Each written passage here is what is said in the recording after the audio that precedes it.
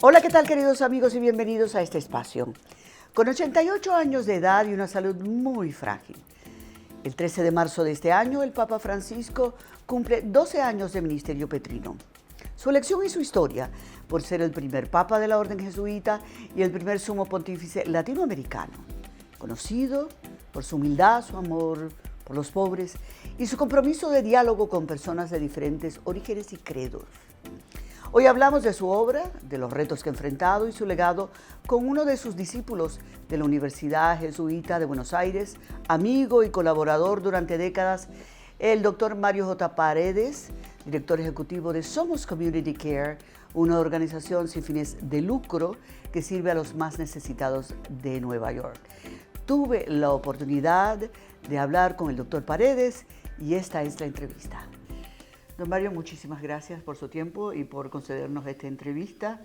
Y supongo que quiero empezar con aquellos años de universitario en Buenos Aires.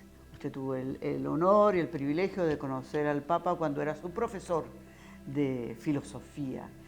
¿Qué recuerda de esas primeras impresiones, esas imágenes que han quedado grabadas? Jorge Mario Bergoglio, el nombre del Papa.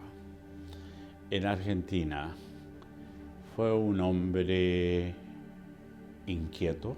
Él es profesor de filosofía y teología, pero yo fui a sus clases de literatura.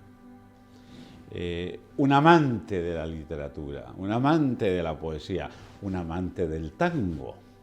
Sí, él escucha tango hasta el día de hoy en su residencia en Roma. Un amante del fútbol.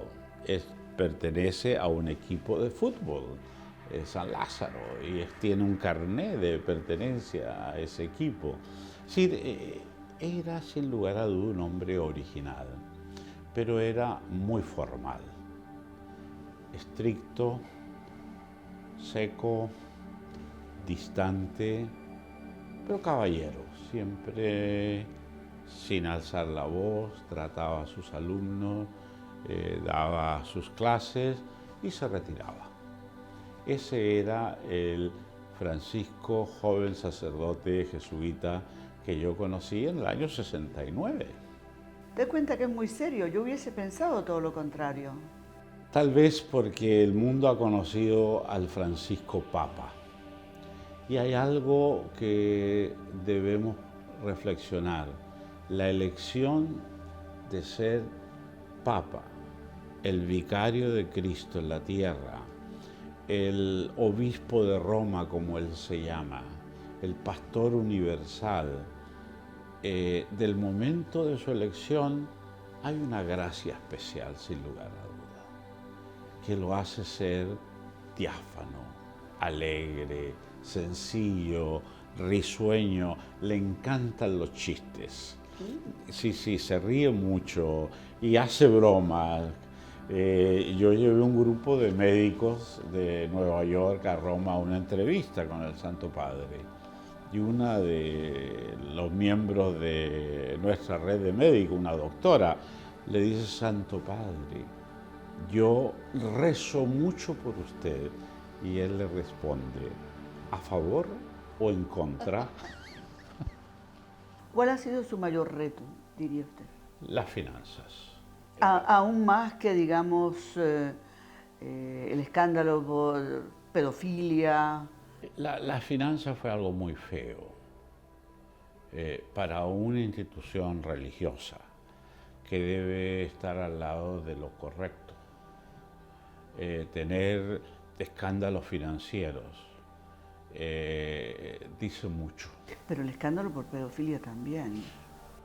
Nadie niega los escándalos de pedofilia, pero eso está como responsabilidad el obispo local, el encargado de las iglesias de cada diócesis, tiene que enfrentar, o la conferencia episcopal de cada país. El Papa no se puede transformar en un policía, sin embargo, sí, él da ejemplo. Él instituye una comisión especial que la dirige actualmente, desde sus inicios, el cardenal de Boston, cardenal Sean O'Malley. Él ha dado cientos de discursos a ese respecto y él siempre que viaja se reúne con las víctimas de abusos sexuales y ha pedido a todos los obispos a que debe hacerse justicia. En los anteriores pontificados, el abuso sexual era un pecado. Usted se confesaba, se arreglaba, pedía perdón. Pero resulta que el tiempo ha cambiado y no es solo un pecado, también es un crimen. Y por lo tanto, tiene que enfrentar el sistema legal. Y eso le ha dado un giro a la redonda a todo ese drama humano de los abusos. Pero tener la mafia metida en el Banco del Vaticano es también grave. La mafia. Sí, y hubo de eso. El ex presidente del Banco Vaticano murió colgado del puente de Londres. ¿Por qué lo colgarían? ¿Diría usted que el Papa en su empeño, en su misión por llegar al pueblo de Dios, a su gente, ese camino ha sido libre de escollos o más bien ha sido un camino difícil y con muchas dificultades, no tan solo fuera de la iglesia, sino incluso dentro de la misma iglesia? Denise, usted dice bien, ha sido un camino con escollos, tortuoso para este Papa, porque al final los cambios implica persuadir, más todavía de parte de un hombre que quiere ser pastor y quiere dar ejemplo de bondad y misericordia. No es fácil cuando tiene súbditos, por decirlo, siendo él el único monarca que existe absoluto hoy en día en la tierra. La gente, si obedece, no obedece más que nada por la autoridad que tiene el Papa, pero no necesariamente por la conversión. Y lo que el Papa busca es cambio, conversión. El Papa Francisco es un pontífice con una visión más amplia, algunos dirían que liberal. ¿Es liberal, diría usted? ¿Y qué significa eso? Porque es una designación muy amplia. Es bueno que lo pregunte, porque a él se le ha clasificado de comunista, se le ha puesto la etiqueta de ser liberal, de ser radical. Estar alineado con países de izquierda. Con sectores de la sociedad que están a la izquierda. Y la ultraderecha católica pues lo ve como un hombre antagónico, que crea separación, crea sus discursos, sus enseñanzas, sus encíclicas, sus viajes, crean pues tensión por eso. Pero el Papa es un hombre de Dios, sin lugar a dudas. Es un hombre sencillo y es un hombre que sí tiene muy claro un principio. Primero, el Evangelio, no el ser Papa, sino el Evangelio. Y el Evangelio significa la palabra de Dios encarnada en la persona de Jesús, porque Jesús es el rostro de la cara de Dios. Primero el Evangelio, dirá siempre Francisco, y es lo que ha hecho. Más sin embargo, su acercamiento, por así decirlo, a regímenes como el de Putin o de Maduro, o sus pronunciamientos con respecto a los palestinos, y su apoyo al sector trabajador, ¿no? Le ha costado muchas críticas. Sin lugar a dudas, ha sido muy criticado, pero él desde el día 1 dijo: la iglesia es la iglesia de los pobres, de los sin voz, y la Iglesia debe ser pobre. Durante su pontificado ha organizado múltiples reuniones con organizaciones comunitarias alrededor del mundo y convocadas en el Vaticano también como reuniones anuales para claramente decir a todo el colegio episcopal que gobierna la Iglesia junto con él, decir que los pobres son un lugar privilegiado en el seno de la comunidad de fe. Y por ello él aboga porque los pobres sean realmente atendidos desde lo espiritual a lo material. Y hablando de los pobres y de los creyentes, muchos de sus pronunciamientos también han sido polémicos, como por ejemplo ha sido sus palabras sobre la bendición a parejas del mismo sexo, la migración, las guerras y sus consecuencias, el medio ambiente, etc. Él no teme decir lo que realmente piensa, independientemente de las reacciones, digamos. Él no tiene temores. Es muy transparente, es muy diáfano.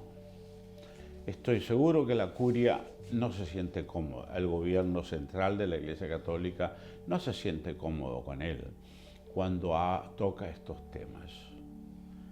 Pero él cree profundamente en el Evangelio y tiene que enseñar el Evangelio. El Evangelio es la palabra de Dios, del Dios encarnado, que es Jesús.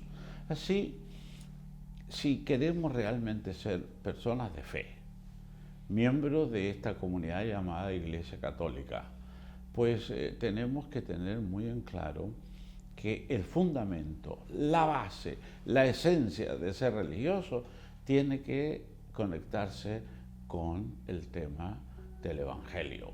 Y para eso hay que conocer el Evangelio, hay que leerlo, hay que meditarlo y hay que practicarlo.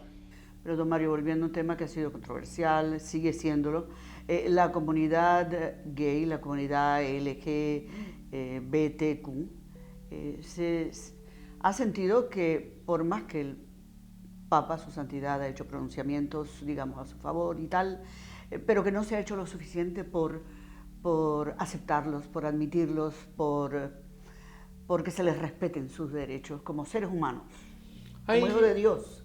Yo creo que hay una lectura equivocada de lo que ha hecho el Papa en favor de los grupos que tienen diferencias marcadas en la sociedad, como puede ser el movimiento gay, los matrimonios del mismo sexo, el LGTB.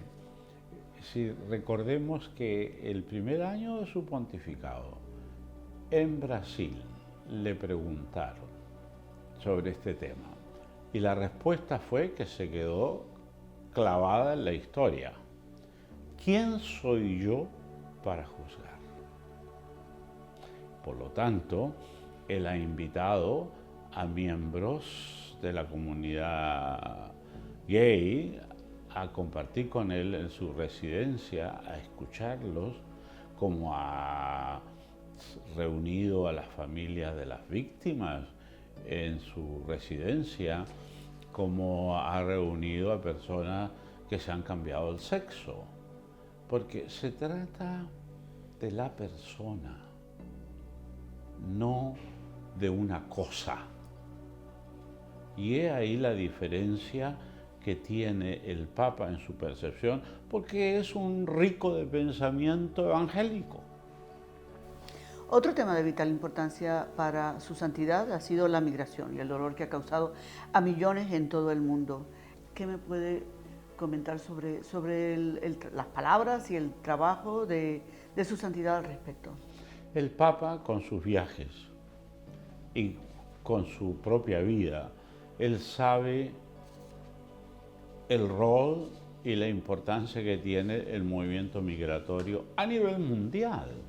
Y estamos no solo ahora viviendo un momento migratorio, es un drama humano migratorio. Son millones de millones por todo el mundo que están pupulando en condiciones trágicas la mayor parte de las veces. Él es un gran defensor de que se reconozca la dignidad humana y que a cada persona se le dé el trato que merece como ser humano. Eso lo ha hecho el presidente Trump este año, ha dado una serie de instrucciones ejecutivas para frenar el problema migratorio en los Estados Unidos. Y eso contempla cárceles, contempla arrestos, etc.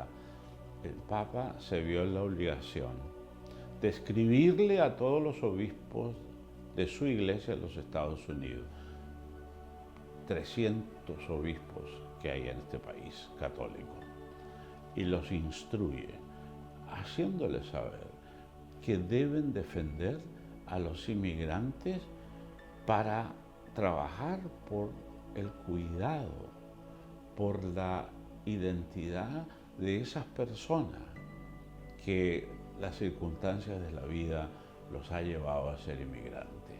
Nadie inmigra para hacer poesía. Todos emigramos porque queremos superar las condiciones de vida y porque queremos realmente realizarnos como personas al servicio de la comunidad, de la sociedad y de nuestras propias familias. ¿Usted me podría hacer una radiografía de la valoración que le dan los católicos en Estados Unidos al Sumo Pontífice, tanto la jerarquía como los laicos? No es secreto para nadie que en el episcopado americano hay un sector de los obispos que no están de acuerdo con el Papa. No lo articularán abiertamente, pero más de alguno lo ha hecho. Y ha sido crítico y ha hecho noticias a nivel nacional y que ha llevado pues al cisma, a la separación de la Iglesia, porque la comunidad de fe no puede darse el lujo de tolerar que al vicario de Cristo, al representante, al hombre que lleva, ¿no?, la responsabilidad de alimentar al pueblo de Dios, vengan miembros que alzan su voz contrariamente. Es decir, hay canales para manifestar los desacuerdos, pero cuando se sale de esos canales, pues no es debido, no debe aceptarse. Y ha sucedido. Y con el pueblo fiel católico, somos unos 70 millones de católicos en este país. Gran parte de esos 70 millones son de habla hispana en los Estados Unidos. El gran pueblo de Dios está con el Papa, celebra al Papa, reconoce en el Papa, ¿no?, una fuente de energía espiritual y que ha ido transformando la Iglesia y la ha llevado por caminos más seguros de sencillez, de bondad, de misericordia, de justicia, de relaciones humanas.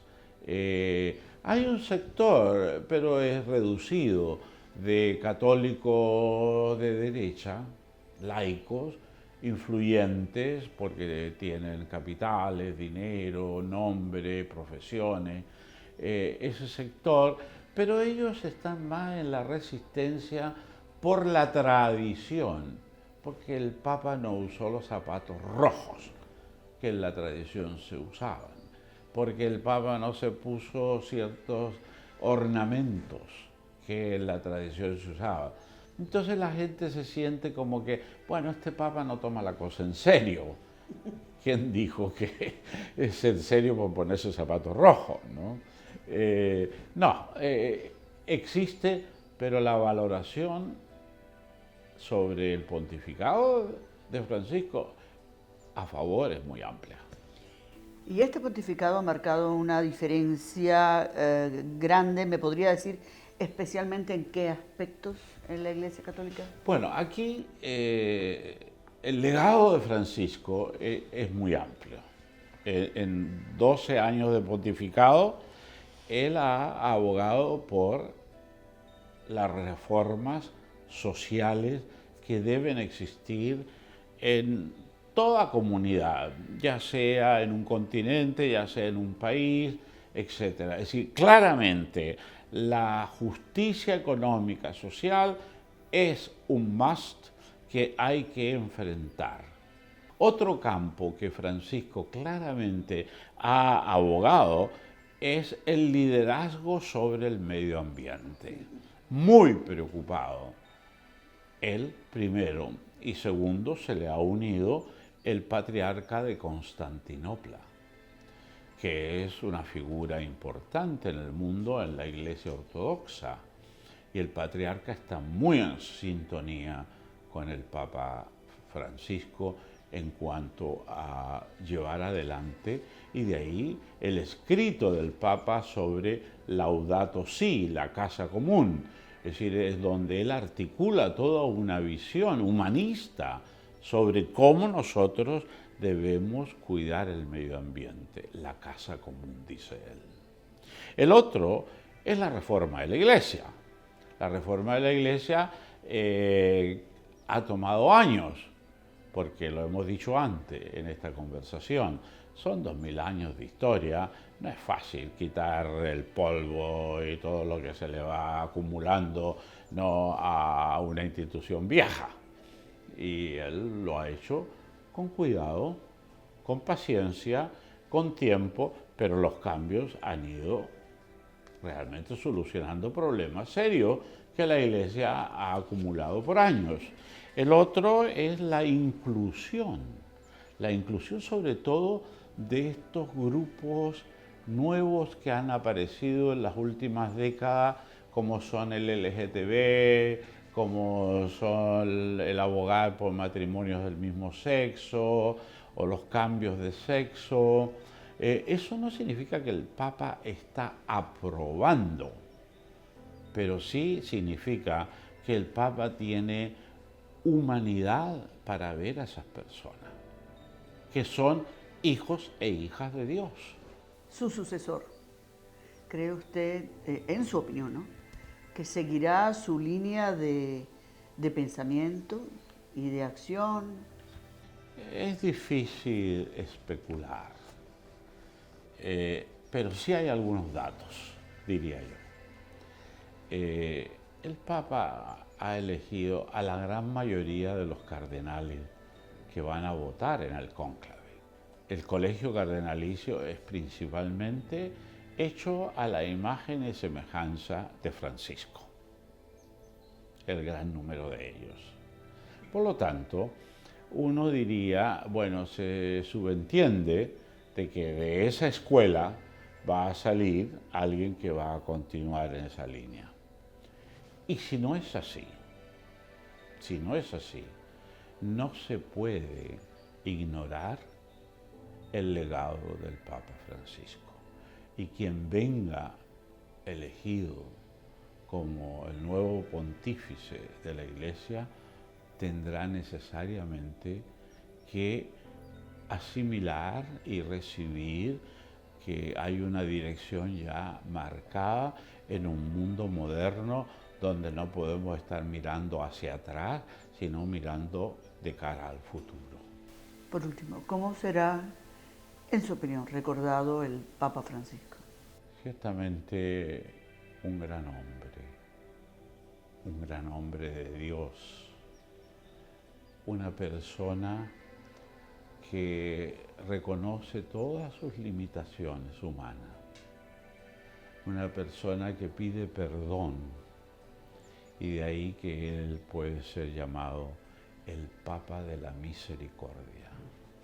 Él le dice a los curas, cuando vayan al confesionario y vengan los penitentes a confesarse, no crean que ustedes son oficiales de inmigración en el confesionario o policías que están urdiendo qué cosas malas ha hecho un penitente.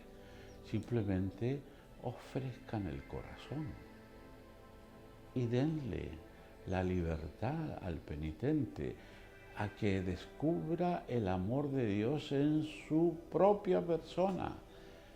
Y así esa invitación cambia a la persona humana.